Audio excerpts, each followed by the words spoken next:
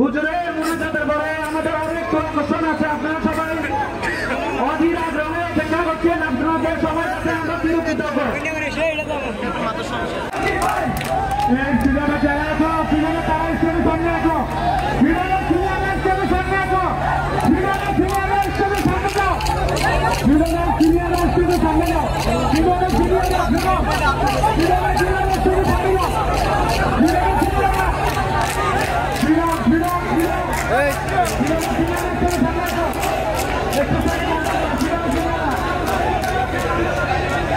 আমি কারোর নেতা না, আমি জাস্ট একটা গাইডলাইন। আমি সবার ভাই। আমি রাজনীতি করেছি মানুষের কল্যাণে, অসহায় মানুষের পাশে দাঁড়ানোর জন্য, অন্যায় প্রতিবাদ করার জন্য, দুর্নীতির বিরুদ্ধে শক্ত বারুদ হিসাবে তোমাদেরকে কাছে নিয়ে সমাজটাকে পরিষ্কার করার জন্য। তোমরা সবাই জানো লাকসাম মোড়ের বিএনপির মধ্যে কি পরিমাণ গ্রুপিং। আমি যদি নতুন করে গ্রুপিংটাকে ফুসকে দেই, লাকসাম মোড়ের বিএনপি ধ্বংস হয়ে যাবে। আমি অন্তত দলের একজন ক্ষুদ্র সামান্য কর্মী হিসেবে দেশনেত্রী বেগম খালেদা জিয়া, দেশনায়ক তারেক রহমান, আমাদের শহীদ রাষ্ট্রপতি জিয়াউর রহমানের আদর্শে উজ্জীবিত হয়ে যে রাজনীতি করতে চাচ্ছি সাধারণ মানুষের জন্য, অসহায় মানুষের জন্য, এই গ্রুপিংটা যদি আমি উঠতে দেই, তাহলে আমি তাদের আদর্শ, ওনাদের আদর্শ থেকে বিচ্ছিন্ন হয়ে দলটাকে ধ্বংসের আরেকটা কাতার, আরেকটা ধাপে এগিয়ে গেলাম। তো আমি লাকসাম মোড়েরগঞ্জের সন্তান। আমি আপনাদের কারো ছেলে, কারো ভাই, কারো ছোট ভাই, কারো বড় ভাই, শুভাকাঙ্ক্ষী। আমি এই হিসেবেই আজীবন আপনাদের পাশে থাকতে চাই। আবারও ক্লিয়ার করছি, কর্নেল আনোয়ারুল আজিম ভাই আমাদের শ্রদ্ধেয় ব্যক্তিত্ব, আমার শ্রদ্ধেয় ব্যক্তিত্ব, সৈয়দ আবুল কালাম ভাই আমার শ্রদ্ধেয় ব্যক্তিত্ব। আমি কারো বিপক্ষে না। আজিম ভাই, কালাম ভাই, ওরা আমার শ্রদ্ধাভাজন ব্যক্তি। ওনাদের প্রতি একটা রিকোয়েস্ট আপনাদের মাধ্যমে, ওনাদের গ্রুপগুলা যারা মেনটেন করছে, সকল সিনিয়রদের কাছে কেউ শুনতে চান, শুনতে পাচ্ছেন আমার কথাটা, দয়া করে যত শীঘ্রই পারেন, যতটুকু কম সময়ের মধ্যে পারেন, আপনারা সবাই দুইজন আপনাদের শ্রদ্ধেয় ব্যক্তি, আপনারা আমাদের দুইজন, আপনারা দুইজন আমাদের শ্রদ্ধেয় ব্যক্তি, আপনারা এক টেবিলে বসে যান। আপনারা হয়তো অনেক কিছুই জানেন না। দলের অস্তিত্ব রক্ষার জন্য কেউ তৃণমূলে খোঁজখবর নিচ্ছে কিনা, একটু খোঁজখবর নিয়েন আপনারা দয়া করে।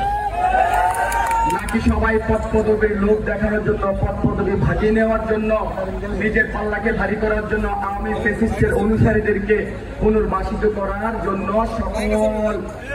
সকল পদক্ষেপ নেওয়া বাকি নাই, আর সকল পদক্ষেপ নেওয়া হয়ে গেছে। আল্লাহ দোহাই লাগে, প্রিয় নেতা আজিম ভাই, কালাম ভাই, আপনাদের আপনারা একটু সিক্রেট খোঁজখবর নিয়ে হলেও আপনারা আমাদের শ্রদ্ধেয় ব্যক্তিত্ব এমপি মন্ত্রী আপনারাই হবেন। আপনারা দুজন এক টেবিলে বসে যান, লাকসাম মোড়েরগঞ্জের রাজনীতি থেকে আপনাকে বাঁচান। দোহাই লাগে, প্লিজ রিকোয়েস্ট হলো, লাকসাম মোড়েরগঞ্জের বিএনপির অস্তিত্ব সংকটে চলে গেছে। আজকে দেখতেছি লাকসাম বাজার বণিক সমিতির নাম করে দুইটা গ্রুপ আবার রক্তকরী সংঘর্ষের দিকে এগিয়ে যাচ্ছে।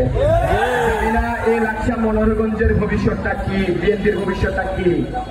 আমার ভয় হয়, আমি জানি না আপনারা আর কতটুকু নিজেদেরকে নীরব রেখে এভাবে পাল্লা ভারী করার জন্য বিএনপিটাকে বলি দিতে থাকবেন। হাসবি আল্লাহু লা ইলাহা ইল্লাহু আলাইহি তাওয়াক্কালতু ওয়া হুয়া রাব্বুল আরশিল আযীম।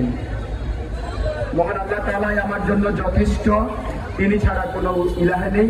আমি একমাত্র আল্লাহ তাআলার উপরে নির্ভর করি, তিনি সকল ক্ষমতার অধিকারী। সূরা তাওবার শেষ আয়াতের শেষ অংশটা এই জন্য বললাম, আপনারা জানেন 2023 সালের 21 জুন লাকসামের মাটিতে এক সারা জাগানো বড় ভয়ঙ্কর ঘটনা ঘটে গেছে।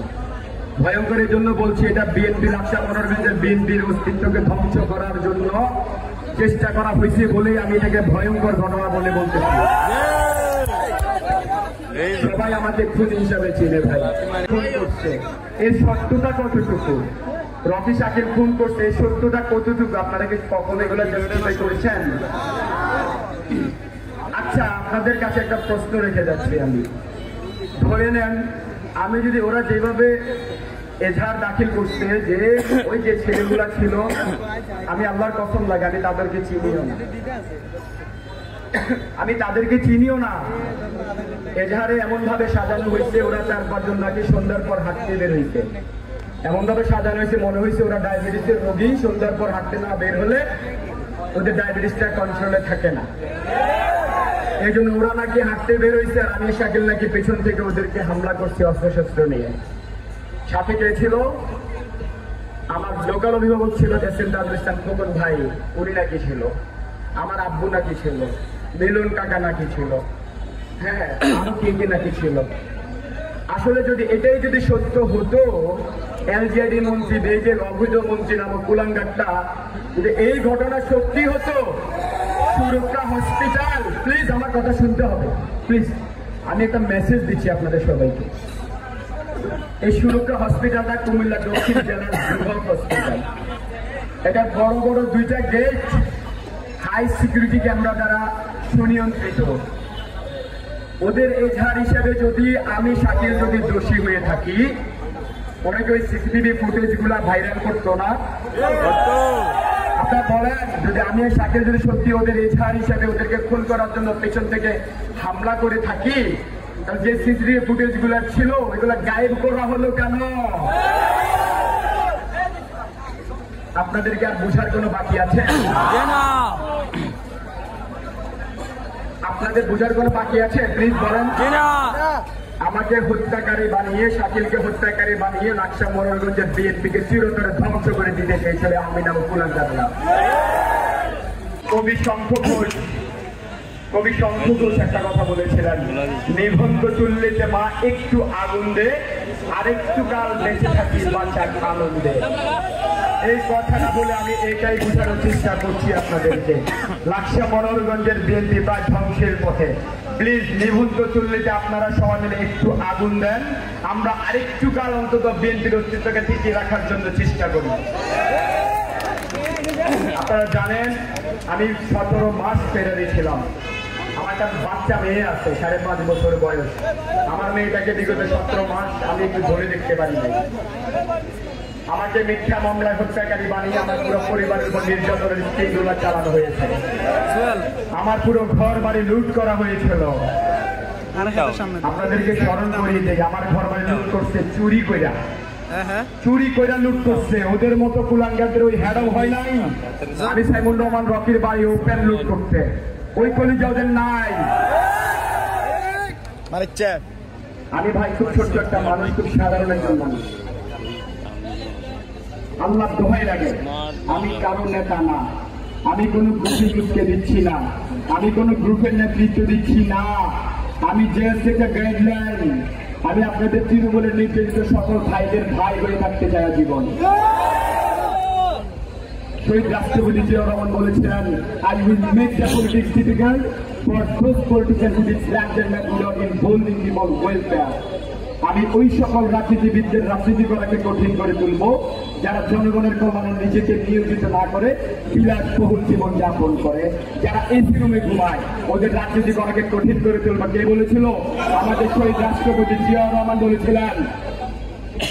কিন্তু আজকে আপনারা দেখেন লাকসা মোড়লগঞ্জে বিগত 5 তারিখ যে 5ই জুন ঘটনাটা মিথ্যা মামলা যেটা করা হয়েছিল আমার বিরুদ্ধে, শাকিলের বিরুদ্ধে, ওই ঘটনার পর থেকে, এই ঘটনার আগে থেকে পর থেকে দেশ স্বাধীন হওয়ার আগ পর্যন্ত 2 জন মানুষ এক টেবিলে লাকসা মোড়লগঞ্জে বসতে পারত না। আমি আপনাদের সঙ্গে স্পষ্ট বলতে চাই, স্পষ্ট, প্লিজ আমার মেসেজ ক্লিয়ার, স্পষ্ট বলতে চাই, যারা বিএনপি, ছাত্রদল, যুবদল, স্বেচ্ছাসেবক দল সহ করে যারা প্রেসিডেন্ট সেক্রেটারি বিভিন্ন পদ ক্যারি করছেন, ওরা যদি বিগত 16-17 বছর কোন মামলার আসামি হয়ে না থাকে, ওরা আমি দালাল। আমার স্পষ্ট কথা, যারা পোস্ট ক্যারি করছেন কিন্তু কোন বিগত 16-17 বছর কোন মামলার আসামি হন নাই, ওরা আওয়ামী লীগের দালাল। এখন সুশীলদের অভাবে ত্যাগী নির্যাতিত নেতা কর্মীরা মিছিলের সামনে আসতে পারে না।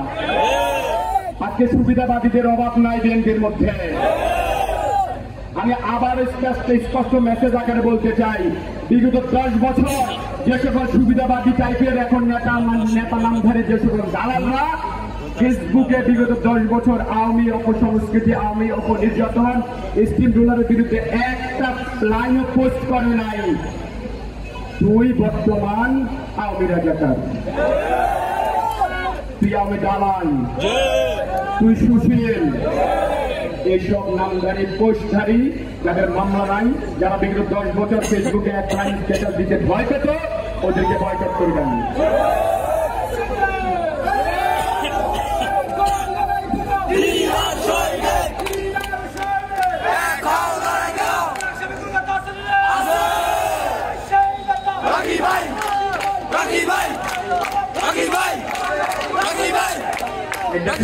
নেত্রী আছে, নেত্রী আছে রে,